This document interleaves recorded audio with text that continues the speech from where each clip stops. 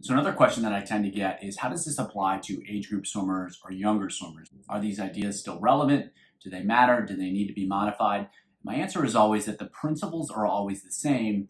The activities probably need to change based upon the skill level and the maturity of the athletes that you're dealing with.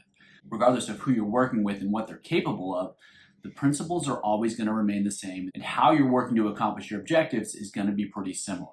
So what's obviously going to be different? So when kids are first learning to swim, their skill sets are going to be much less developed, and they're going to be working on different versions of the same skills or lower level versions of the same skills.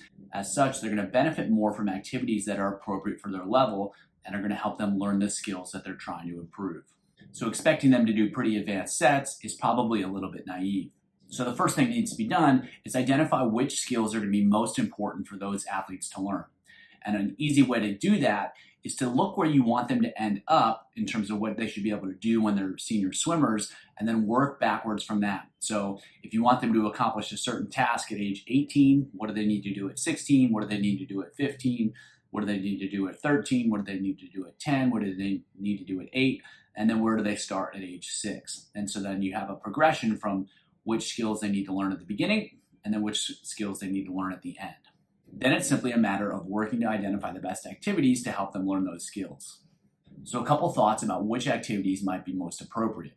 So first of all, training gear and training aids can be really beneficial because they're helpful for kids to make things a little bit easier, and they also help get kids' attention. They enjoy playing with things, they enjoy modifying things, they enjoy having toys to play with. And so using training aids in that respect can be really beneficial, and it can also make it easier for them to perform whatever activities that you want. In general, it's also really helpful to simplify whatever activities that you're doing so that you can make it easier for them to accomplish it. As an example, rather than trying to teach them butterfly, doing one-arm type activities where it's a much simpler version of butterfly can be really helpful. Likewise, recovering the arms underwater during freestyle can also be really helpful because it's one less thing that they have to work on and one less thing that they have to manage when they're trying to learn.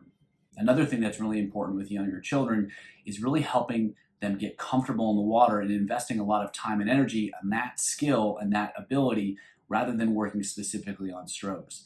Because if you see a lot of younger athletes and younger swimmers when they're trying to learn, they're spending a lot of their time struggling with the water and trying to layer skills of swimming the specific strokes on top of that.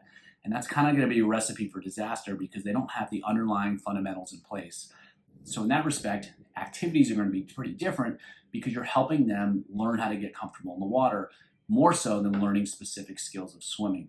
Once they're able to float, once they're able to manage their position, then it makes a lot more sense to start working on the specific skills because they have the right foundation. Something else that can be really helpful with younger athletes is making games out of it to help get their attention. One of the big challenges with beginner swimmers is not so much their lack of skill, but also their maturity and their lack of attention span. Expecting an 8-year-old to stay focused on their head position for 30 minutes is going to be a pretty tall ask.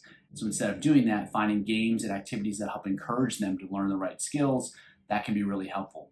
As a specific example, something I've found helpful in the past is having athletes work on swimming silently. A lot of times with younger children that are learning to swim, you got a lot of thrashing. Something as simple as telling them to swim silently tends to clean up a lot of those things. So that's an example of how to give them a task that helps them learn without being super specific about the skills that you want them to demonstrate. One thing I come back to with all athletes, regardless of their age, and it's certainly applicable to younger athletes, is rather than thinking about what can I tell this athlete to get them to change their skills, how can I design an activity or put them in a situation where they're much more likely to learn it naturally.